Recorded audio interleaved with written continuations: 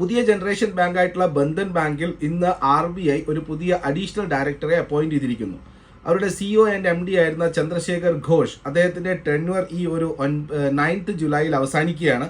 So ഈ ഒരു അവസരത്തിലാണ് ഇപ്പോൾ പുതിയൊരു അഡീഷണൽ ഡയറക്ടർ, ഇൻഡിപെൻഡന്റ് ഡയറക്ടറായിട്ട് ബോർഡിലേക്ക് RBI നിയമിച്ചിരിക്കുന്നത്. ഇതിൽ പല ഊഹാപോഹങ്ങളും ബാങ്കിൽ മാർക്കറ്റിൽ സ്പ്രെഡ് ചെയ്യുകയുണ്ടായി. കാരണം അതിനുശേഷം മാർക്കറ്റിൽ വലിയൊരു റിയാക്ഷൻ സ്റ്റോക്കിന്റെ പ്രൈസിൽ കണ്ടു.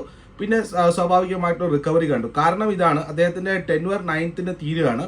അതിനുശേഷം ഒരു പുതിയ CEO ആൻഡ് MDയെ കണ്ടുപിടിക്കാൻ ബാങ്കിന് ഇതുവരെ പറ്റിയിട്ടില്ല. അതിനാലാണ് ഇപ്പോൾ അജയ് കുമാർ സിംഗിനെ RBIയുടെ ഭാഗത്ത് നിന്നും അഡീഷണൽ ഡയറക്ടറായിട്ട് വച്ചിരിക്കുന്നത്. ഒരു വർഷത്തെ സമയമാണ് RBI കൊടുത്തിരിക്കുന്നത്. അപ്പോൾ അതിനുള്ളിൽ ഒരു പുതിയ CEO ആൻഡ് MDയെ അവർ കണ്ടെത്തണം. അപ്പോൾ മാത്രമല്ല, ഇങ്ങനെ പല ബാങ്കുകളിലും ഉണ്ടായിട്ടുണ്ട്. പല അഡ്വേഴ്സ് സിറ്റുവേഷൻസിലാണ്, പല മോശം സിറ്റുവേഷൻസിലാണ് സാധാരണ ബാങ്കുകളിൽ അഡ്വേഴ്സായിട്ട് അഡീഷണൽ ഡയറക്ടറെ അപ്പോയിന്റ് ചെയ്യാറുള്ളത്. പക്ഷേ ബന്ധൻ ബാങ്കിന്റെ കാര്യത്തിൽ പുതിയൊരു CEO കണ്ടെത്തുന്നത് വരെയാണ് RBI ഈ ഒരു നടപടിക്ക്